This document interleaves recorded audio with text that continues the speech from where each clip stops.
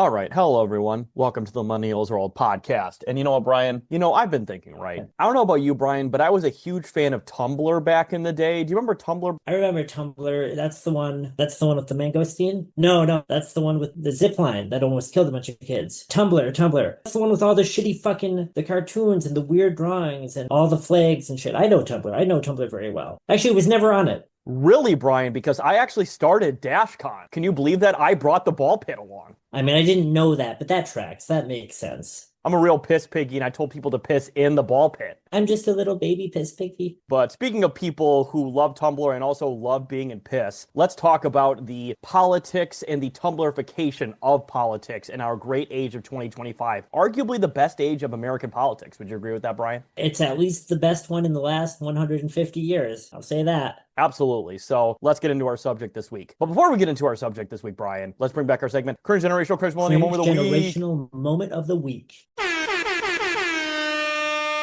Real quick, before we get started, Brian. So you told me about this maybe about an hour before we decided to record here. And boy, do I have a lot to talk about this individual, just cringe scumbag. So we're talking about Brianna Wu. I'm kind of amazed that we have not brought her up yet. I don't think either of us ever have, like over the course of the podcast. Because boy, when you talk about cringe millennials, not just because she's incredibly cringe, but because she is such a millennial. Brianna Wu, just as a quick run through, came to prominence in the mid 2010s. I would say she was part of Gamergate, and I'm going to say this in the nicest way possible, as someone who was very online at that time and like watching this all unfold, there were people that were legitimately like traumatized and attacked and harassed and in really vile ways by Gamergate. There are some very prominent people who, were targeted by that. Some of them seemed pretty cool to me. Some of them, are people that maybe I don't agree with a lot of things about. But in any case, it's pretty cut and dry that they were victims of pretty extreme harassment in a lot of cases. Brianna Wu, and I'm saying this as gently as I can, literally she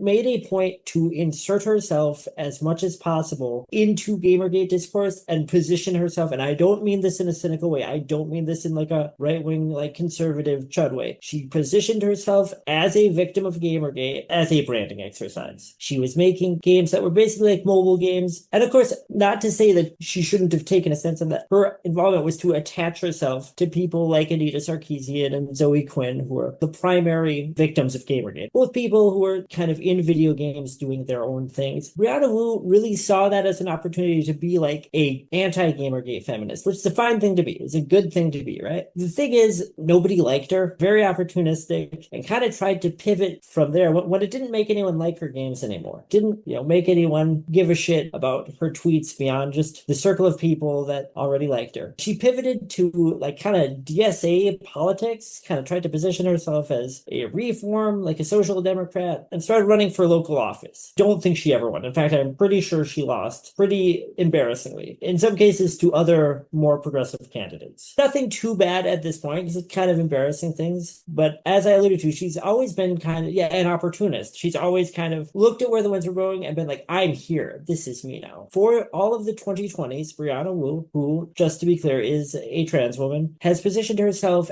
as aligned with gender critical turfs. Brianna Wu's thing is like, well, I'm trans and I'm like a leftist. I'm a liberal. I'm a Democrat. But, her contention is that crazy gender ideology has cost Democrats elections and that it's the fault of the wacky far left. Democratic voters have pushed normal people away, and we need to concede to a certain level of transphobia from the right. And I think we can both agree with Brian is that is a bullshit hypothesis put out by the dumbest centrists in the world. Bullshit. Who else said that recently was fucking Ezra Klein in his abundance pitch, where he's like, we need to have a pro-life Democrat in fucking Kansas to run, then that's what we got to do. And it's, well, what's crazy about it, right, is that Kansas overwhelmingly brought back abortion when it was brought on the ballot. It won like 65-35. Like, even in a conservative state like Kansas, nobody gives a shit about fucking abortion enough to vote for the Republican or the Democrat necessarily based on that. The abortion topic is the thing that the Democrats actually fucking win on. So to give up on that is like fucking embarrassing. It's a thing that keeps people coming back to them. And honestly, the same thing with the fucking trans issues at this point, because honestly, the sort of bathroom warriors, the anti-trans warriors, for the most part have lost pretty bad. And when Democrats actually stand on business when it comes to protecting trans people and abortion, they generally won pretty resoundingly. Yeah, because they get their normal voters who may have a varying degrees of sympathy or, regard for culture issues or identity issues, but tend to vote Democrat anyways. Plus, they get all of these younger or not younger marginalized people who otherwise would not be sure if this party was going to protect them. It's also just, this is not the worst thing about it, obviously. It's not a class conscious analysis. If you are positioning yourself as a reformist, as a social democrat, as kind of a post DSA Democrat, then your premise should be, we don't need to engage with these culture issues. We don't need to give a sop to the right and say, like, people shouldn't use the bathrooms that they're comfortable in. If you give people healthcare, if you give them, job protection, if you give them the ability to make a living wage, have some free time, you will win those people. That's what we saw post New Deal, and that's what we would be seeing now. They do culture war when they don't want to stand up for class war. And obviously, Democrats, Republicans both don't want to stand up for class war. That's the only thing they can fucking stand on is the fucking culture war shit, because they ain't gonna bring us universal health care anytime fucking soon. Republicans aren't gonna bring it to where people pay 0.1% taxes any fucking time soon. You know what I mean? It's just one of those things where they have nothing to stand on. So they're just like, oh, trans people, or oh, abortion, or oh, this and that, which, obviously we should protect marginalized people. But at the same time, like, let's be honest here. It's not really that material in most circumstances. I mean, for most people, yeah, most people are going to see that. It's not going to resonate with them. I'm not saying that's good. I'm not saying that's the reality. That is how most voters perceive it. The thing with Brianna Wu, it's why I wanted to talk about it for this episode, is she's always kind of been looking at the discourse and been like, I can make myself a product in this discourse. It's kind of an inverse of our topic today, right? It's kind of like she sees herself, she's making these games that are kind of middling and nobody cares about. They're kind of like phone games. My recollection is that they were kind of like Newgrounds games, right? But she's trying to sell them. This Gamergate thinks about these horrible things are being said and done to developer Zoe Quinn, and Brianna Wu kind of goes like, this is kind of my brand, right? And then some people are going to buy her games because they want to support her because there's horrible things happening to her. Bernie starts getting more momentum and she goes, my brand is now, I'm a DSA person. Although even back in the 2010s, I recall her saying some pretty shitty things about her fellow trans people. So she obviously was never that committed to the bit. We get to the 2020s, and particularly as we get closer to 2024, and every dumbass in the world, like every normie, Democrat and Republican, was talking about like the end of wokeness, right? That's not really a thing. The numbers have not really changed for younger demographics, but that was a big talking point. Actually, I would argue that woke has actually gotten far more extreme. And I'm not saying that in a bad way, but we now have like dark woke and woke 2.0 and stuff like that. Like every wine mom in existence is sort of like, oh yeah, JD Vance and fucking, Charlie Kirk. I hope JD Vance ends up like Charlie Kirk. Like they're posting that on Main right now. They don't care. Wu clearly bought into this end of woke thing. I'm unsure how much it's just cynical kind of opportunism and how much of it's genuine, like sad, internalized transphobia on her part, right? But she's pushed really hard. Her main push is we need to concede to the bigoted right on gender issues because we've gone too far and we're crazy and we're scaring people. She has now, I think about 5 weeks ago, she issued a public statement where after about 2 years of doing this, just saying the most awful, most cucked stuff that a trans person could possibly say about Republicans, right? She says, I apologize. I've turned my back on my community. I've hurt my sisters, which is all fine things to say, certainly all true. But even in that statement, in the article I sent you, Taylor, she says, there's no nuance. I think we've gone too far, but they've gone even further. So if I have to choose one side or the other, I'm choosing us instead of them. And it's like, you mean you're choosing other trans people over Republicans? It's honestly crazy because like there's always, and I'm just going to say this because this is the only thing I can think of, very Uncle Tom-esque like trans people, like, just like with like gay Nazis and stuff like that. Like obviously there are people who are marginalized people, but they get attracted to far right causes due to various reasons. A lot of times due to alienation from their wider, minority community. It could be due to just, cynical opportunism and stuff like that. I kind of think that, first of all, she's kind of deluded herself into thinking that trans bigotry is not as far right as it is, or it did for a time. Because the reality is that most people, even most just standard middle American, social conservatives, don't care that much about trans people, right? They don't spend all their time thinking about kids' genitals and bathrooms. It's kind of a boutique far right issue. It's the media class far right. Like for the most part, you're not going to find most working class, like far right or regular right wing people really caring that much about it because most of the time they're worried about putting food on the table and blaming immigrants more than they are fucking trans people, to be honest. Yeah. And that's not to say that they're not transphobic. those people absolutely, many of them are. Of course. It's a boutique issue. And I'm thinking, does she truly believe that this is the baseline American response? Because she's pandering pretty explicitly to like the furthest and most bigoted elements of the Republican Party when she said that. In the past has called other trans people predators and said that their children were unsafe. The implications of that are pretty clear, I think. Now, I am not a trans person. I'm not trying to get into Brianna Wu's experience. Pretty heinous stuff to say, and she knows it. She knows it, and we know that she knows it because we've seen her posting history over the last 10 years. No, it's honestly fucking crazy to say that as a minority and attacking your own minority group. And once again, obviously, we're two cis men. As far as I'm aware, Brian, unless you've been going on Egg IRL recently. You know, for a while, during the height of Twitter woke scoldery, people used to get mad at me and call me an egg, which I always thought was kind of weird. Kind of strange, right? No, it genuinely is. I think for the most part that I think there was, and obviously, once again, trans identity is a thing that's existed for a long, long, long time. Forever.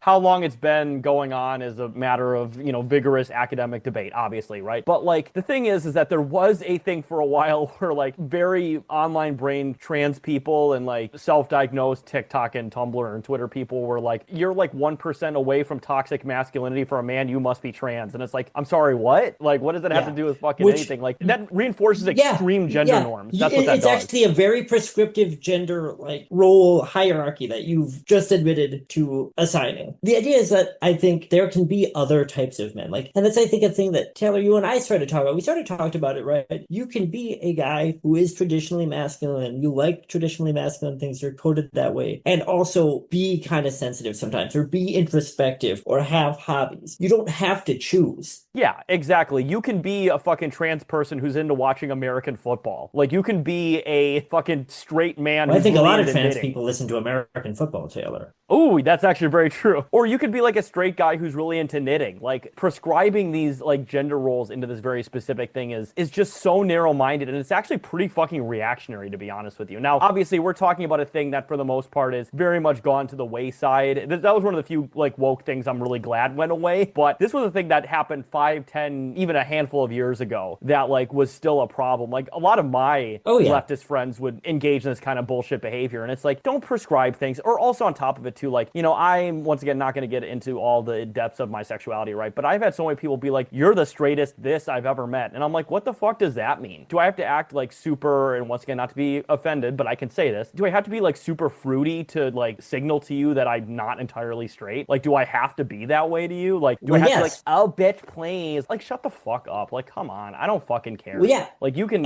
think of me as however the fuck you want. I'm not going to be a stereotype for you. And that's one of the things with this sort of, what we're referring for the sake of this episode is the Tumblrification of discourse or the Tumblrification of consumption. Is it kind of presents itself as very subversive and very progressive, but it's all about consumption. But it's all just kind of about moving the prescriptive rules or the prescriptive views over just about 2 degrees. Absolutely. So I think we've definitely exhausted our Brianna Wu subject for now, but we will certainly talk about her in a later episode, especially considering this is a very multifaceted topic we can get into. But yes, real quick. So our main topic is going to be the Tumblrification of politics. Now, real quick, when we talk about Tumblr, right, a lot of people who listen to our podcast may not actually know what Tumblr is, because Tumblr, for all intents and purposes, is a dead website. It is a website that I believe still technically exists, but it's a website that its current influence is basically non-existent. It is a website that essentially killed itself due to getting rid of the thing that people actually went to it for. The politics angle of it was actually kind of a minuscule aspect of it, but it kind of overtook popular consciousness as the thing that, like, the most annoying people came out of Tumblr for a while. So, yeah, real quick, Tumblr was a website. It was based on the idea of, like, fandoms, right? Like, if you were a fan of Sherlock Holmes or Doctor Who or Homestuck or just some other cringe thing that millennials loved, right? You would go on Tumblr and talk about it in the various, like, communities that existed on there. And also it was a website that peddled a lot of pornography. And also,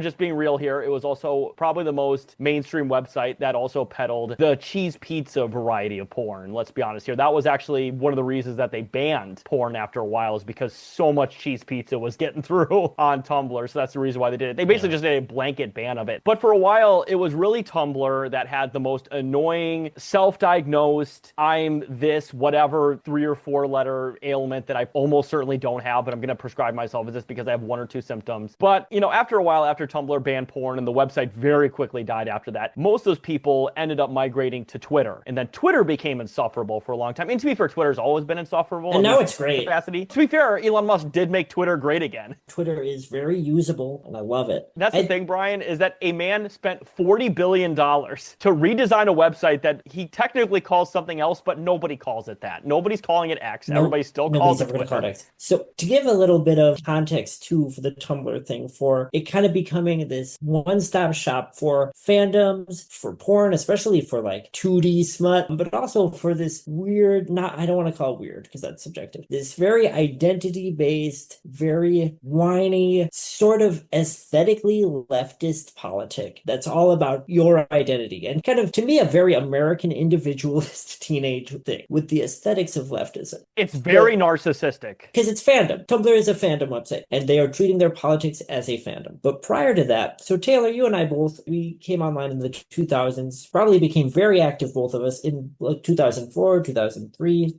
right around there. Is that right? I would say so, yes. So, and at that point, that's still what you'd either call the cesspool era of the internet or the golden age. Or, if you're me, probably both. The internet is still, basically, it's still kind of run by these fucking cretins, right? It's still very edgy. It's still very antisocial. This is still, into the golden age of websites like 4chan and Something Awful. Something Awful was a very formative site for me. Both of those sites, well, this might surprise people looking back, both of those sites were huge influences in their own ways on Tumblr culture. But the whole thing was that it was un-PC, and everyone said everything super pro-free speech, kind of a libertarian view of free speech, racist jokes and sexist jokes, and also a lot of, liberal and leftist politics, just like anywhere, and a lot of right-wing politics. But the internet's not like Tumblr at this stage. It's not sensitive. To put the worst people to ever post on the website, it's not called something sensitive, it's called something awful, which is my favorite thing that dumbasses would say when they'd get yelled at for being dumbasses. Tumblr, though, kind of comprises the first group of people who kind of get older as they're posting online. People that are probably about our age, right? Although I don't think either of us were on there, who kind of, they grow up online and they maybe kind of get weary of the edgy thing, or maybe they're just like, they want to make space for quote unquote nice things, which I wouldn't call nice, I'd call it cutesy. It's actually very unfriendly. Tumblr kind of becomes one of the first things online where you see a lot of discourse about marginalized people, which is good. That's a natural thing that was always going to happen, but that's one of the first broadly popular youth-centered kind of social media platforms where there's a big culture around discussing things like misogyny or misogynoir or corporatism or things. But what that becomes is just a way for kids to list themselves, to put in your bio, I'm feminist and anti-fascist and anti-colonial, all of these things, right? But they're just a way to socialize. They're just a way to signal to your social group. The same way that when you're at school, you wear a band t-shirt to signal to your social group. And that's the thing though, right? Is that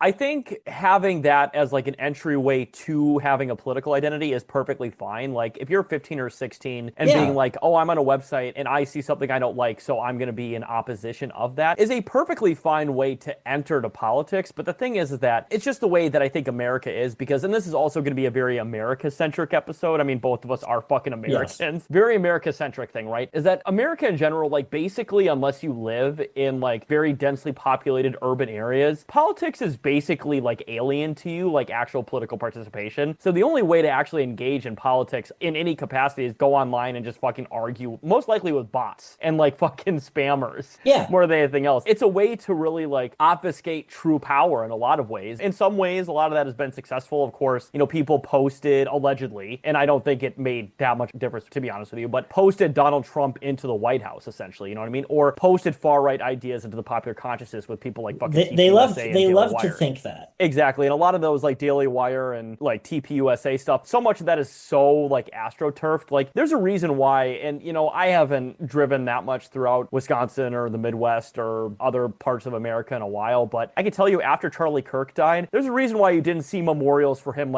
everywhere, because it was so astroturfed. Nobody liked him or gave a shit about him. I have literally seen, no joke, 2 memorial things for Charlie Kirk in all of Wisconsin. Wisconsin. And Two seems like a lot to me. well, you gotta remember, Brian, outside of Milwaukee and Madison, Wisconsin's pretty fucking right Yeah, wing. yeah, that's true. Yeah, it is. Although But Milwaukee and so Madison are like much bigger, like their metro areas are basically half the state's population, so like it balances out. But once you get outside of those two big cities, Wisconsin's pretty fucking far right. yeah, I've been in Oregon for long enough that I kind of forget it, but yeah, it is. So one of the things too with this fandom of politic, right? Because that's essentially what it is it spreads out of Tumblr. It kind of becomes in certain circles of the internet, particularly on Twitter, probably on Reddit. I wasn't on Reddit. And certainly you see kind of a culture clash brewing on the Something Awful forums between this kind of old guard of people, a lot of whom are leftists or liberals, but are kind of like edgy and un-PC. And these, what they perceive, and in most cases are probably right, to be kids who are kind of moralizing them, don't really know what they're talking about. And a lot of them have anime avatars, which just makes you not want to listen to something. One of the big terms that I remember that came out of this whole Tumblr thing, and also described a lot of these people on the Something Awful forums in the 2010s, was anime Marxist. Now, I don't want to get too on my high horse, because I also decided before I'd ever had a job that I was a Marxist when I was in middle school. So I'm not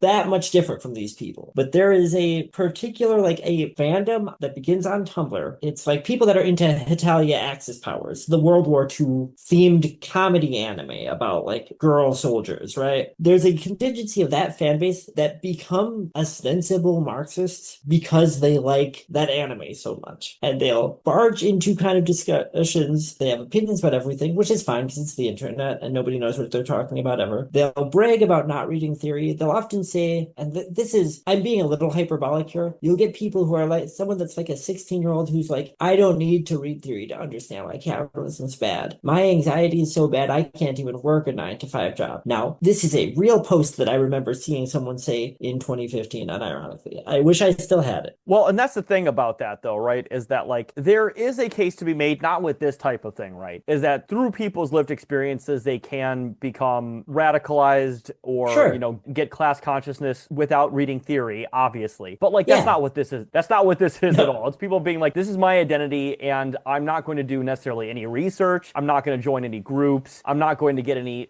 helpful feedback. Honestly, it is the same way. And, once again, I know people call this a religion, but obviously Marxism isn't a fucking religion. But like, it's the same way that Christians will be like, I'm Christian. And then you'll be like, oh, well, this thing in the Bible. And they'll be like, I don't care. I'm just a Christian. And it's like, you're going to be a gay man who eats shellfish and wears 2 different colored cloth and be a Christian. Yep, that's just my identity. That's just what the fuck I am. And it's like, wow, can't tell me jack shit. And to be fair, I can go from that to like the other, like the far right side where, once again, it'll be like, I'm a Christian and blah, blah, blah. And it's like, oh, so, you happen to get an abortion for your mistress. Like, yep, I'm still a Christian. And it's like, perfect. Awesome, bro. My favorite thing that those people say when you call them out, when you talk about all the objectively unchristian things about Donald Trump, they'll say, well, yeah, God chose him because he's not a perfect man. Just like in the Bible. Well, and that's the thing, Brian, is that, Trump's favorite song is The Reason by Hoobastank. I'm not a perfect That almost seems like a song he would listen to, doesn't it? Honestly, I'm surprised we didn't talk about Hoobastank on the Butt Rock Guys episode, to be honest. They're too good for that. I don't know enough about them. With this Tumblrification of fandom and politics all coalescing, what you ultimately see at this point, and again, we're making fun of it and we're saying that it's annoying, this is mostly pretty harmless. It's just kind of obnoxious, is a big emphasis on media consumption. Because again, these are all kids, spend all their time online, they post on message boards, they play a lot of video games, and they watch a lot of anime. And basically what they talk about is how offensive art is, or how representative of marginalized people art is. Anything that you like, anything I watch and I enjoy is leftist politically. Any movie that I do not like is fascist or it's colonial. This becomes kind of a huge part of the discourse. And on Twitter, there's kind of a thing where every discussion for a while about film, about music, really about anything about comic books, and this is all pre-Gamergate, right? It becomes kind of a pissing match about whose taste is the most objectively progressive, which I don't need to tell you is not a good way to consume art. It is good to examine the values and the implicit and explicit values of any piece of media you consume. It's good to be aware of it. It's good to that's what our whole show is we dig into all these things. But it's not like a mark of pride. Like me watching Do the Right Thing does not make me like a civil rights activist. Well, on top of that too, right? Like, the very much weaponization of a lot of these academic terms, I think really ruined the terms for a lot of people in the wider public, right? Like, it was the same thing with the cultural appropriation thing, right? Which is obviously like a real academic concept that you can use from everything from, white people dressing up as, fucking Native Americans or, doing blackface and Halloween, all the way to like, Israeli settlers donning keffiyehs to like ethnically cleanse Palestinians, right? But like, they see it as like, well, cultural appropriation is when like a white person eats like Asian food. And it's like, that's not what cultural appropriation is. And using extremely cynical terminology and, theory to like try to own somebody you don't like when this is a valid educational and theory concept and you're bastardizing it to make yourself look better and like ruining for other people. Or, for example, like we're just going to get into it, like, rape culture and consent culture and stuff like that. Like, and obviously it's a very fine line. There's a lot of things that obviously count as rape culture, right? But like a teenage boy like kissing somebody without asking first and then like backing away when they're whatever, and then some girl will be like, oh my god, I got raped, and it's like, that's not what that is. Like, let's just be honest here. Like, let's pull back the language a little bit. All right, you know what I mean? Like, and obviously I'm not invalidating anybody's circumstances necessarily, but at the same time you're taking these things that have like legal or theory or whatever definitions in like ruining it to like either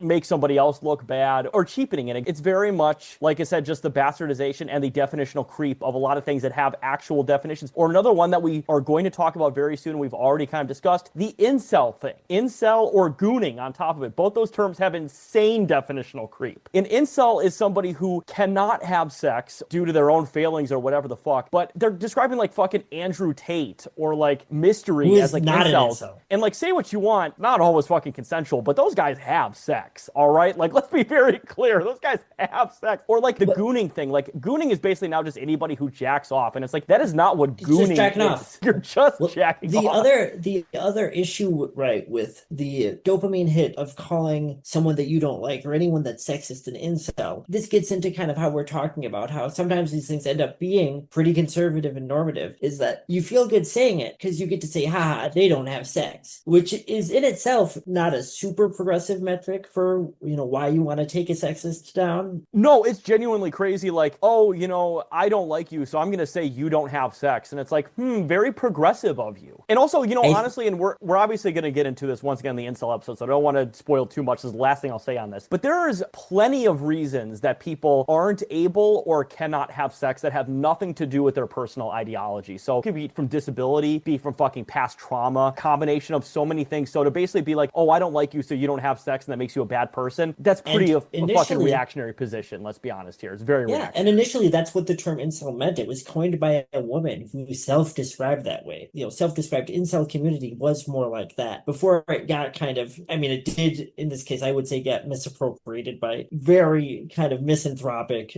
4chan users and forum users, and then came to mean them, right? This person who cannot have sex and is obsessed not just with having sex, but with their own inability to do it. Absolutely. So yeah, at the same time, like, and obviously we have so much more to discuss on this, but if you're using virgin or incel as an insult, like, look a little deeper, my man, my lady, or my NB, look a little fucking deeper. Yeah, my lady. Well, and also another thing about the Tumblrification about politics, right? Like, obviously we've talked about the sort of racial and gender and sexual thing, right? But like the sexual identity part of it, that is the other thing that I think really like flew off the handles with Tumblr, right? Like, there's a lot of things with theory when it comes to gender identity. Like, there's so many genders. As our famous, 46th president Joe Biden said, there's at least 3 genders. And that's another like theoretical, like academic argument to be said is, what is gender? What is gender identity? Like, what is all these things, right? But all these Tumblr people are like, well, I like sticks, so now I'm a sticker or a zer or whatever. And it's like, you're just taking the fucking piss at this point. Like, the whole neopronouns thing. And once again, there's probably an academic, discussion to be had for neopronouns, but just like throwing that out there when people are already like, what is trans? Like, come on. Yeah. Like, we got to get people on the fucking, like, people can be something other than man or woman thing before we start getting into the I am Zer bullshit. Like, come on. Let's take a step back just for a second. Like, well, and this is all bubbling up throughout the 2010s. This sort of discourse, and it's appropriate that you brought up the incel thing because that's also bubbling up, almost like kind of a dark parallel of this at the same time. They're rapidly kind of gaining momentum, almost at a clip with each other. Obviously, I don't think either of them knew that. So you you sort of see the internet becoming this more heightened place that people go to debate, to argue, to like do this different type of tribalism. Maybe you had a tribalism before because, you know, you all fucking liked an anime, you all posted on the same forum, you all played the same video game. But now you've got like political tribalism, which for the most part wasn't really part of internet culture, in my experience, or in much that I've read prior to the 2010s. And at the time, I remember being online and thinking, this is so weird. Why do these people need everyone online to know that they are like an anarchist or that they're a communist who watches communist anime? But looking back now in 2025, that's all of us, right? We all partake of politics as online content consumption, and it's everyone. It's like your parents do it now. It's like your coworker, probably your grandparents, if they're still alive, are doing that. Yes, they do it by arguing with AI liberals that they hate. But it's the same thing. And I thought it was so weird at the time. And I thought, well, this is the weirdest fringe of people, but they saw the future. It's honestly very wild. Like, of course, once again, I was never on Tumblr, so I was not here to see a lot of these discussions, right? But I saw them in the aftermath, particularly and I think this is ultimately how we're going to conclude this discussion here, in very much a foreshadowing of evil, but like the anti-SJW wave of like 2015, 2016, because that was pretty much directly a response to this kind of Tumblrification of politics. Would you agree with that? Yes, I also want to end it kind of on that note, because these Tumblr people, they were not equipped to deal with that. They were not equipped to deal with the kind of the rationalist anti-SJW wave, the thing that became Gamergate, all the things that came after that, because their version of leftism, and I'm going to say this as nice as possible, was to scold and to whine and to talk about how weak they were. You would see that, and again, these are kids, but they'd go, I have anxiety, I'm scared, I can't play sports. They'd have this laundry list of things that they are incompetent at because they're trying to present themselves as the most like marginalized, kind of excluded person, right? And if you say that to someone who wants to call you the F slur, they're not going to be like, wow, you really made me rethink this. You're just making them look right. Absolutely. And I think that's the thing, is that a lot of these people like literally self-victimize themselves. And when you self-victimize yourself to the most extreme element that you possibly can, you will always lose. Because what do victims do? They lose. And you know, it's one of those things too, on top of it, like their ultimate enemies, the anti-SJWs, were like psychopathically bigoted. So of course they're going to go after people who once again have victimized themselves in the most unnecessary ways possible. So like, of course they're going to fucking lose. They're going to post online about being a neo-gender diaper for, you know, necrophile. And it's like, that is like a schoolyard bully seeing a nerd who has like cross eyes and is like wearing super tight pants. Like, that is the most bullying person you could possibly fucking have, like right there. It's literally prey for these types of like psychopathic bigots. It really was. Yeah, to make sure everyone has the idea of what we're talking about when we talk about the Tumblrification of politics. Do you know what Bone Ghazi is, Taylor? God, I know about Ghazi Kodzo, the one who led the like ultra-nationalist black supremacist group who like killed somebody. Not that. So let me run you through this. 2016 Tumblr thing. So a Tumblr user who was part of an online queer witch collective, and I guess IRL queer witch collective, was, you know, doing rituals, and was like, she was like, I'm gonna rob some graves to get real bones for my rituals. Oh yes. Interestingly enough, though, the only reason she got prosecuted is because Louisiana is the only state that actually prosecutes people for actually selling like human body parts. But the best part of this, so this user faced extreme backlash from her own kind of queer witch Tumblr community, but not particularly because she was grave robbing, but because she had robbed some bones from a historic black cemetery. Not for the grave robbing itself, but for grave robbing from, you know, a historic cemetery of marginalized people. Did not care about the grave robbing, did not care about how weird it was to do that for online clout. And that's sort of what this is, right? It's very performative, almost doesn't seem like the right word, right? It's all about identity. And I'm not saying identity isn't important. I'm not trying to do that thing where I throw out, oh, identity politics this, identity politics that. What I mean when I talk about this Tumblr thing, this politics as fandom thing, is it's this very American individualist thing where my politics are things that describe me as an individual. They're not a thing that I believe in, that I want to see the future come to. They're me. They're part of my individuality, because that's the only way as Americans that I think, especially millennials, we're able to think of anything, right? No, absolutely. And I know exactly the story. I think Justin Wang covered it. I think that's where I learned about it. Probably. But yeah, it's so interesting to me, that whole story, because like I was vaguely familiar that you could buy like human body parts. But yeah, she did that in Louisiana, which is, like I said, the only state where buying human body parts is illegal broadly. Now, interestingly enough, actually, a interesting fact is that you can, outside of Louisiana, you could buy body parts or bones or whatever the fuck from humans for almost every racial demographic except for Native Americans. That's the one thing that you can't do. But I think it's interesting once again is like, yeah, the whole like Tumblr witch thing, which is like another whole can of fucking worms we could get into. Like, and you know, you still see that even nowadays where I think that was once again Charlie Kirk, where it was like, I'm a witch and I, you know, fucking want to put a hex on Charlie Kirk, and then like a day later he got. And yeah, I'm pretty fucking sure I think that happened. Sometimes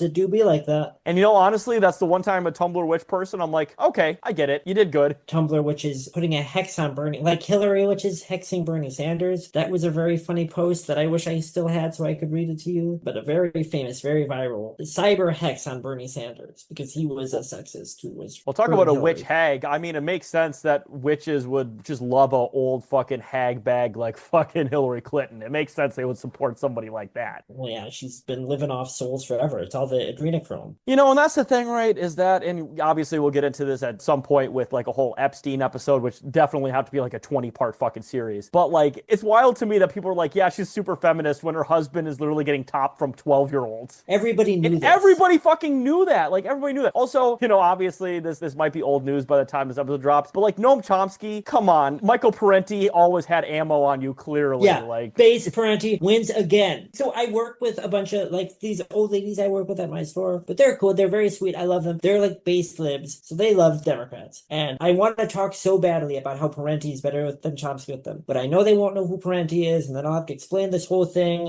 And then you'll post the Noam Chomsky picture with fucking Jeffrey Epstein and Steve Bannon, and you're like, wow, Brian, I'm literally just learning about this extremely influential person now, and now I find out he's a pedophile. Well, you know, Brian, speaking of overly performative pedophiles, I think it's pretty much the end of our discussion for now of the Tumblrification of politics, because we've been recording for a while. Yeah. Do you have anything to say before we get to our pluggables, Brian, or any other broader topics? When you're posting online, just try to talk normal. Like, you can talk about politics, you can talk about movies, you can talk about music, you can talk about clothes. Just try to be normal. Don't act in such a way that if you were talking that way in real life, people would be uncomfortable around you. It's your internet presence, it's your social media, post whatever you want, but like, you don't want to be like the person who's complaining that they don't need to read theory because their anxiety is too bad for them to work, so they're the ultimate victim of capitalism. Don't put yourself in that position. Yeah, no, absolutely. And I think the other thing is, and I very much agree with that, but also if you're going to argue online or if you're going to have an online presence, don't purposely make yourself into a victim. You can be trans, you can be disabled, you can be any part of like some autistic fandom you want to, but never purposely victimizing yourself, because the only thing that you're going to do is get sympathy from the most annoying people online at best, or get turned into a fucking lolcow at worst. Yeah, unfortunately, the people who give you sympathy for making yourself that weak and that not marginalized, but that unable to defend yourself, unable to assert yourself, they will eventually turn on you because they will decide that they are the one who is actually the most vulnerable and not you. No, absolutely. And also, if you're going to use academic language or if you're going to talk about theory, you better know what the fuck you're talking about. And obviously, you know, if you want to do the research yourself and you don't know everything right away, you know, we all start somewhere, right? But like, if you're going to talk about things like, once again, rape culture or racism or cultural appropriation or whatever, like, talk about it in a way that like makes sense. White people eating fucking Chinese food is not cultural appropriation. A white person dressing up as a Native American and talking about how native they are when they have like one trillion, you know, Elizabeth Warren is culturally appropriating. Like, that is cultural appropriation. So like, get it right. There's a big fucking difference between those two things, as an example, as just one example. So yeah, either way, once again, Tumblr people, if you're still on Twitter, please stop. I'm going to be like Michael Jordan. Please stop. If you got $10, I haven't been on it in like 8 years, but something awful is still around. Rest in peace, Rich. So with the episode topic out of the way here, and once again, we will definitely talk about more of these elements, because this is definitely going to be at least a part 3, because there's definitely the Twitterification of politics and the Redditification of politics, for sure. There's a reason that we ended it with telling people not to make themselves a victim or not to make themselves vulnerable. Absolutely. With that out of the way, let's make ourselves vulnerable by getting into our pluggables. So you can follow me at Carlos Chantor on Twitter.com. And as well, please subscribe to us and follow us on both our YouTube and our Spotify channels, where we are uploading every episode simultaneously to both platforms. And as well as always, please donate to the Lucifer and the Father campaign. You know, of course, we just had Scott, Shaw, and Robert on the show to discuss their series Lucifer and the Father and how far along it is. You know, of course, they're cool dudes. We want them to succeed. You know,